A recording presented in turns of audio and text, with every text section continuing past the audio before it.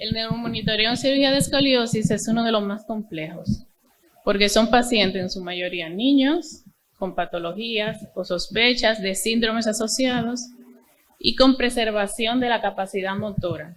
Son niños que van al cole, son niños normales, son niños que juegan y son niños que necesitan seguir así. Y es nuestro mayor objetivo y es lo que normalmente tenemos que hacer dentro del quirófano, preservar esto. No puede salir peor.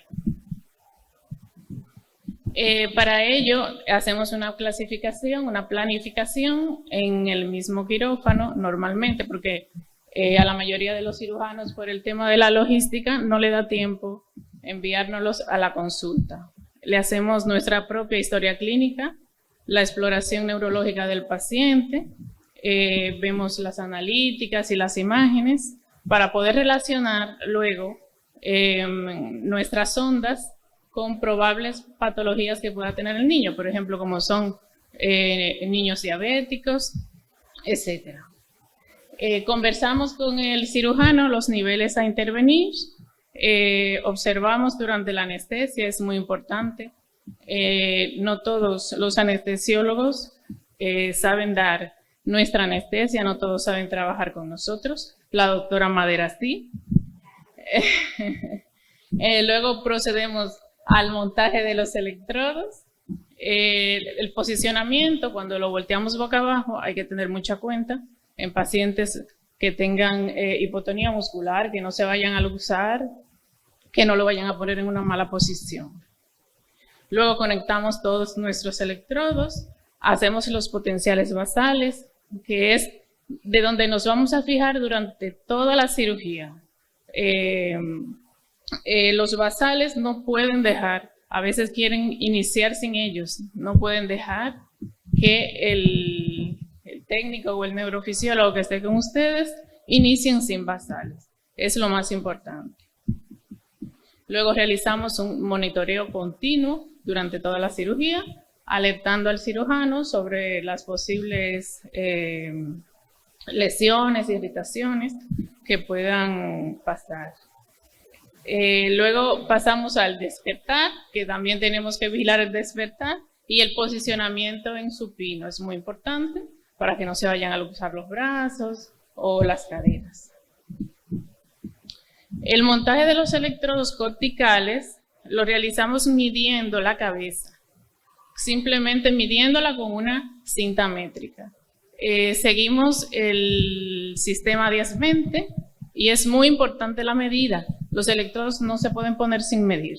¿Por qué? Porque no sabemos si va a caer en el área motora. Esa es la única forma de que caiga en el área motora, porque es el área que vamos a mandar la señal, que en este caso son 300, 400 voltios, y la vamos a estimular.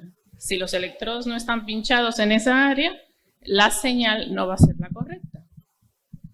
Normalmente lo pinchamos con los electrodos de rosca al paciente, FZ, CZ, C3, C4, el FZ y el CZ corresponden al potencial somatosensorial. Aquí los amarillos al motor y los de detrás al potencial somatosensorial de los miembros superiores.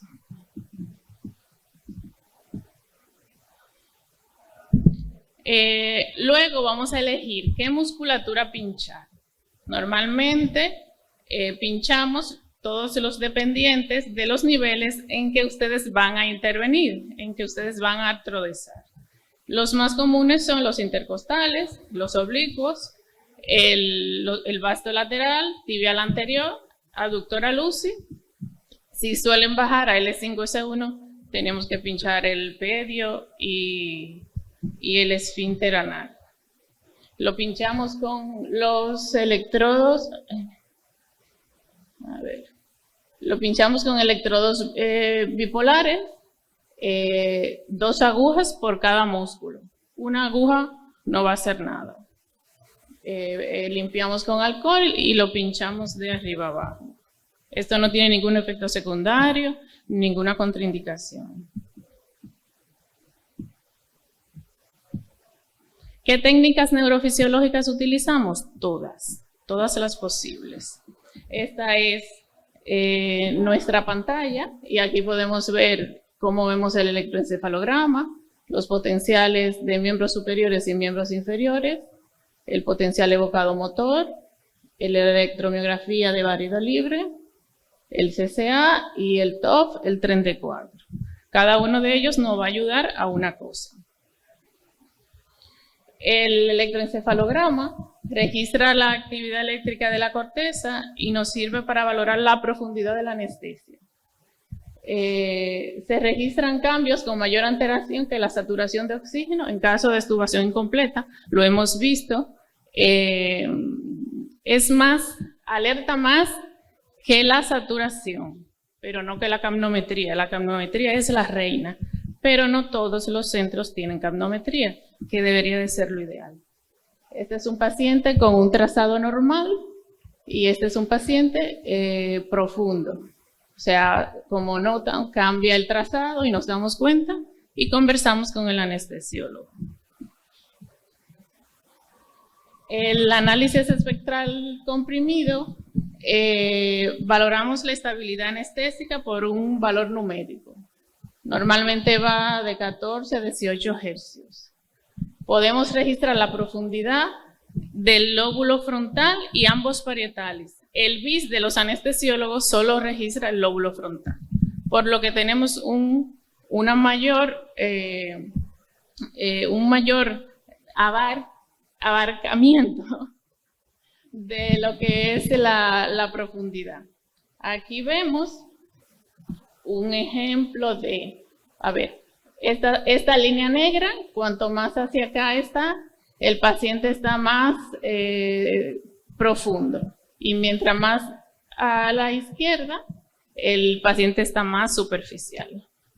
Entonces, mientras más recto, más estable está el paciente anestesiológicamente hablando, ¿no? Entonces, fíjense esto, que son un desastre. ¿Cómo vamos a monitorizar así? Con mucha experiencia, paciencia y conversación con el anestesiólogo, ¿vale? Aquí vemos a un paciente que está en rango y luego se mantiene superficial, superficial, superficial. Eso produce muchos despertares. Aquí se mantiene un poco profundo. Le digo que baje un poco, entonces se vuelve loco.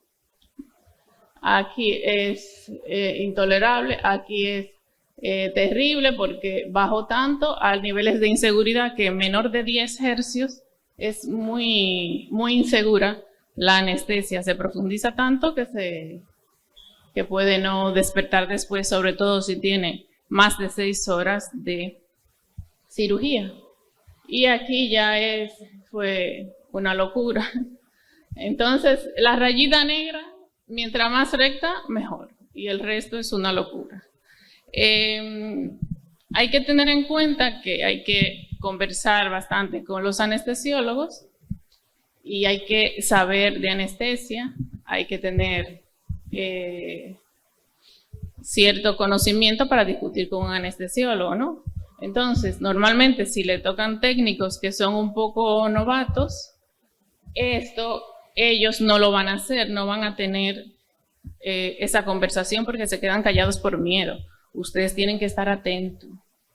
Tienen que estar muy atentos a esto. El tren de 4 nos permite vigilar los relajantes musculares para que no haya ningún tipo de bloqueo. Y los medicamentos que no son relajantes, que en altas dosis se comportan como tal, como es el caso del sebo. Entonces aquí vemos el tren, que como pueden ver está prácticamente aplanado. La raya verde son las basales y vemos después como cuando ya sí está en rango podemos obtener una amplitud de potencial evocado motor adecuada para iniciar una intervención. Aquí en cambio vemos que las basales nos salen con una muy buena amplitud y luego el sevoflurano cuando está a dosis alta, pues se puede usar perfectamente un CAN o menos. Ya lo altera demasiado aquí y tenemos que estar relacionando nuestros potenciales con la anestesia. El potencial evocado somatosensorial nos da información sobre la vía posterior medular. Una variación del 10% con respecto a la basal en 2 promediaciones es un signo de alarma. Tardan 50 segundos en promediarse, por lo que la interpretación de la señal no es inmediata. Y a veces ustedes nos dicen, ¿cómo está el paciente? Uno se queda calladito esperando esos 50 segundos. No es inmediato. Sin embargo, la motora sí es inmediata, siempre y cuando no estén cortando con el cauterio. No tiene ningún tipo de contraindicación y hay que tener cuidado con el frío, la hipotensión, el sangrado y las malas posturas, porque pueden alterarlo. Pueden confundir una lesión del campo, una lesión de la médula con el sangrado, la hipotensión, etc.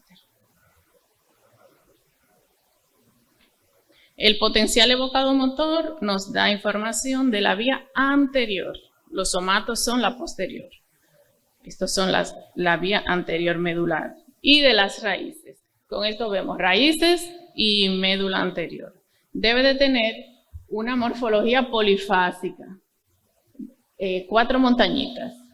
Esta es polifásica, es un potencial motor muy bueno. Y una disminución del 30% del mismo con respecto al trazado basal es un signo de alarma o un cambio en las fases. Aquí vemos que es monofásico, o sea, solo tiene una montañita. Esto fue por el Seborane que se lo aumentaron y ya luego volvió a tener su morfología polifásica normal. Está contraindicado su realización en pacientes con marcapasos que estén conectados. Si está desconectado, se puede hacer. En el DAI, en las válvulas intracraneales, hay que esperar que tengan más de 1 año, porque pueden tener riesgo de movilidad. Hay que tener mucha atención y mucha cuenta con el sangrado durante el abordaje. Aquí vamos a presentar un caso de una pérdida de potencial en las extremidades inferiores a causa de una pérdida sanguínea todavía cuando estaban abriendo. Iniciaron a abrir el paciente tuvo un sangrado mayor de lo normal, los potenciales motores desaparecieron y no se volvieron a recuperar. Los cirujanos decidieron no continuar con la cirugía, no se artrodesó. Se hizo una resonancia magnética y se detectó un infarto de la médula espinal anterior y solo por el sangrado. Ese paciente quedó parapléjico. Es un caso del 2014. También hemos visto que el potencial evocado motor se puede realizar en pacientes con DBS, que no se hacían, no se les monitorizaba a estos pacientes. Ya este es un caso de un paciente con una distonía que tenía un DBS, se tuvo que operar de escoliosis y solo con apagarlo pues lograron realizar el potencial motor. El electromiograma de barrido libre nos da la información inmediata sobre las raíces nerviosas. Podemos ver con ella lo que ustedes le llaman irritación, que son los signos de denervación. Tiene un retraso aproximadamente de 2 segundos. Ustedes tocan la raíz, yo la veo 2 segundos después. Y hay que identificar los artefactos del quirófano para poder identificarlos.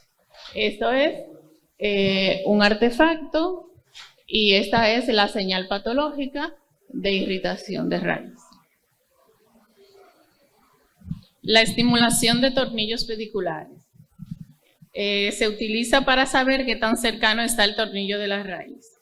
Hay que personalizar las estructuras del paciente, la calidad del hueso, la integridad de la lámina, el tamaño del pedículo y sobre todo comparar con el lado contralateral. Normalmente es un tornillo estimulado, no puede tener un potencial mayor de 10, pero va más allá. A mí lo que me gusta es comparar un lado con otro. Si tenemos un tornillo L4 izquierdo en 20 y el derecho está en 13, hay que ver. Las asimetrías es lo principal en la estimulación del tornillo. No pueden estar tan asimétricos uno de otro. Sí que es verdad que hay que tomar en cuenta la rotación, la concavidad, la convexidad, etcétera, pero no pueden estar tan asimétricos. Si luego que se revisa vemos que todo está bien, bueno, pero por lo menos revisarlo. Y como siempre le digo, esta estimulación es solo para ver si el tornillo está cerca o pegado de la raíz. No vemos cuando el tornillo está en el disco.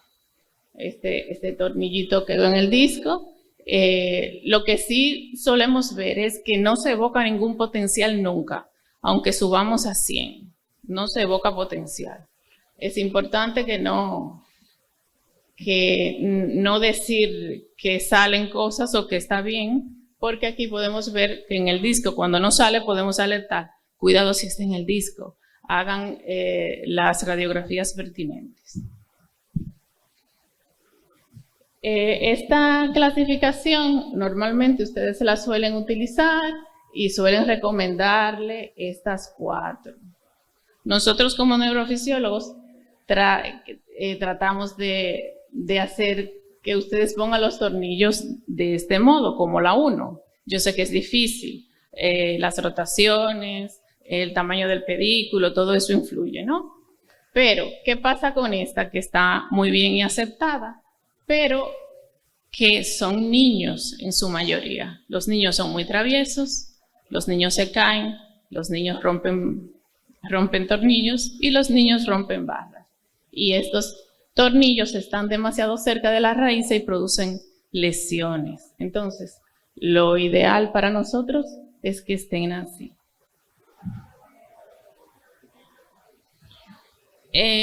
Aquí fue un caso del 2020, fueron 2 casos en este hospital. Son casos muy curiosos.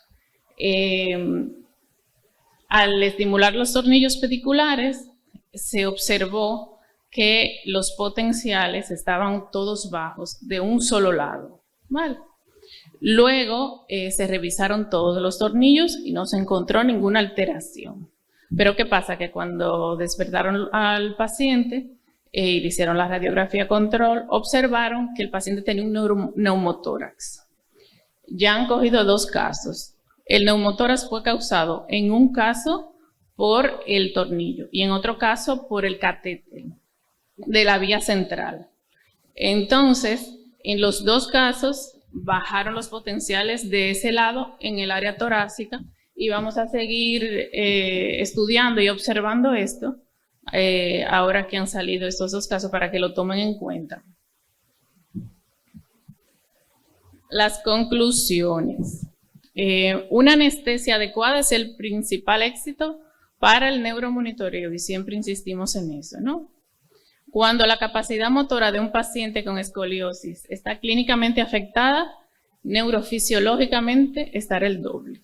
A veces vemos un niño que no tiene nada, que la exploración física es normal, pero cuando le hacemos las basales y las motoras, vemos que al corregir la curva sí tenía un gran machaque de la médula.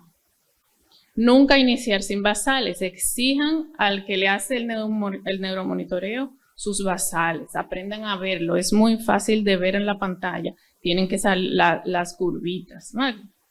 En las escoliosis de grado medio se observan más eventos neurofisiológicos. No son en las grandes, en las wow. Parece que el cuerpo está más acostumbrado en las grandes ya a estar como está. En las leves y en las moderadas son lo que vemos que pasan cosas, eventos neurofisiológicos. No subestimar ningún grado de escoliosis. La finalidad principal del neuromonitoreo es prevenir posibles lesiones de la que el cirujano no se percata. Cuando le decimos, pasa algo, yo no hice nada. El yo no hice nada da igual, porque es cuando ustedes no ven que pasan cosas, que más pasan. Cuando no se dan cuenta de que pinchan un nervio, la dura, o hacen una lesión más importante medular, ¿no? Es también responsabilidad de los cirujanos insistir en que se realice una adecuada anestesia para que el neuromonitoreo sea estable y tengamos una mejor interpretación para ustedes. Exijan en sus hospitales los medicamentos, Propofol, Remifentanil, el sebo bajo. Si le dan sebo, asociarlo con Remifentanil por lo menos. Esperar el cierre de la piel para desconectar y así detectar lesiones medulares diferidas. Las lesiones medulares diferidas son muy importantes. Hemos tenido pacientes con hematomas luego de cerrar la piel y el músculo queda muy apretado, sobre todo en pacientes que han sangrado bastante. Y hemos detectado eso. Si desconectamos antes, porque ya la artrodesis se terminó, no vemos esas cosas. Si el neuromonitoreo no revela signos de lesión durante la intervención y al final se observa déficit muscular, siempre descartar eventos musculares. No lleven todo el ojo a la lesión de la médula o del nervio que no se avisó, porque hemos tenido casos de aneurismas cerebrales, hemos tenido casos de trombosis de miembros inferiores y de dislocación de hombro. Entonces, obviamente con una dislocación el niño no mueve, se le achaca a la médula o a los nervios y no se ve esas patologías. Lo mismo me pasó con una pierna, tuvo un trombo de la pierna coincidencialmente y yo le dije, no es mío, estoy segura, vamos a ver qué más. Y tenía el trombo y se le pudo hacer un cateterismo de inmediato. Hay que tener cuenta con todo eso. Bueno, y muchas gracias.